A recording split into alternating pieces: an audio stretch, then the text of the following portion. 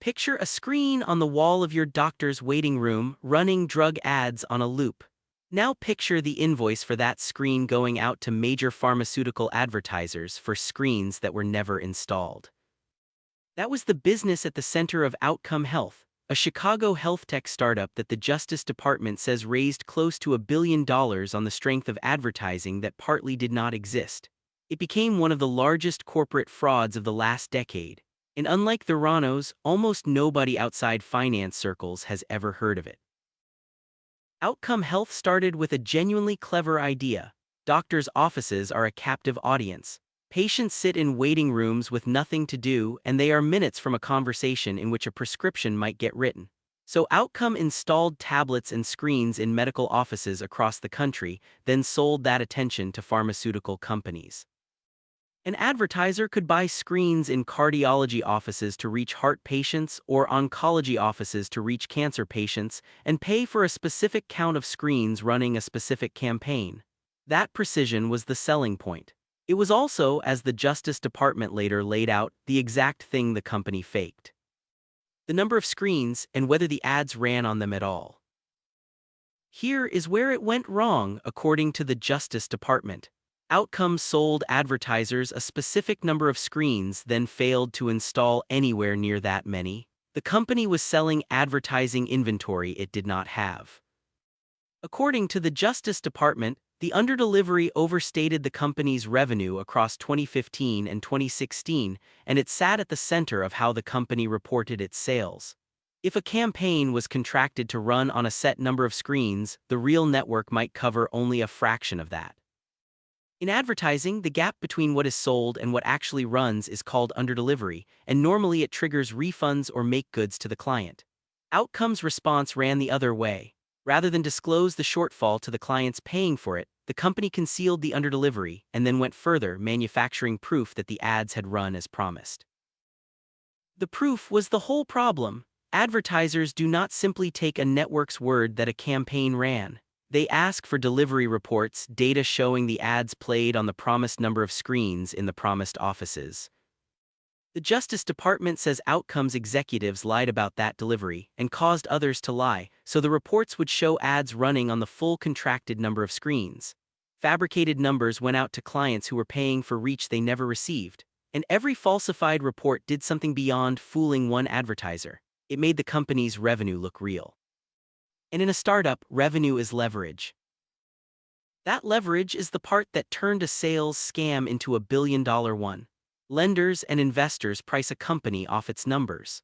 A business that appears to be booking large and growing revenue can borrow against that revenue, and it can command a far higher valuation because both the lender and the investor are betting the money keeps coming in. So each falsified delivery report did double duty. It kept an advertiser paying, and it padded the top-line figure that outsiders used to decide what the whole company was worth. Inflate the reports and you inflate the revenue. Inflate the revenue and everything built on top of it inflates too. Overstated revenue makes powerful collateral.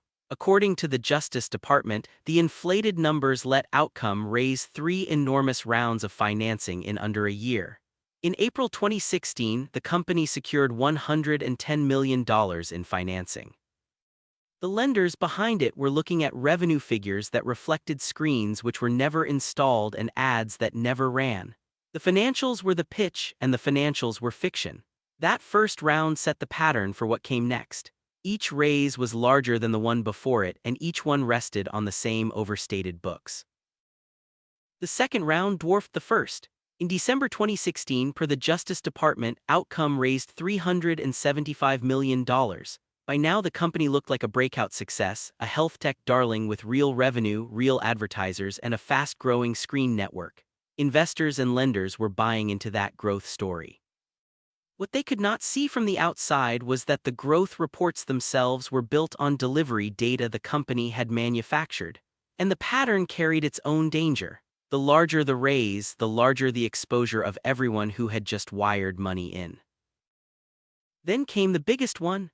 In early 2017, the Justice Department says Outcome secured $487.5 million in financing.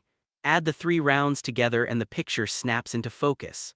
All told, the government puts the fraudulently obtained funds at roughly $1 billion.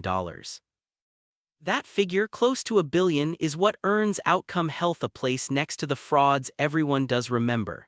And the money did not come from nowhere. It came from lenders, from investors, and from the advertisers who paid for screens that were never there.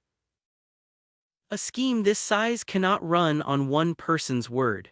Keeping the story going meant the same false delivery reports had to be produced, emailed, and signed off again and again, month after month, contract after contract. The Justice Department's case was that Outcome's executives lied and, beyond that, caused others to lie, so the delivery reports would match the contracts the clients had signed. That is the line between a single rogue employee and an institutional fraud, and it is why the case did not end with one name. The government's charges reached the top of the company, the people who ran it.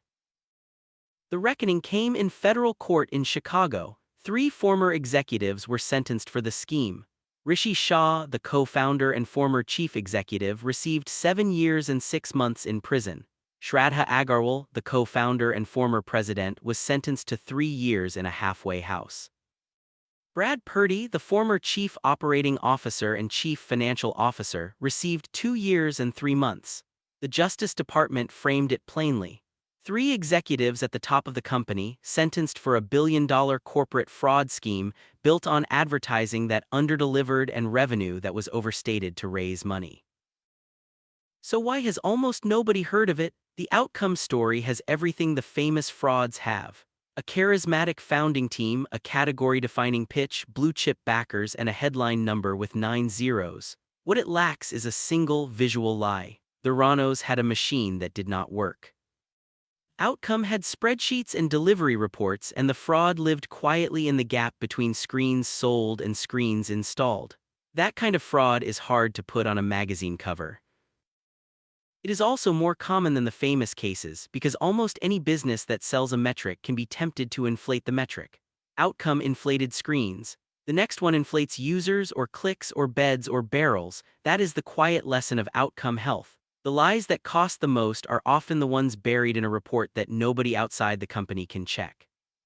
The screens were fake. The $1 billion was real, and so were the sentences.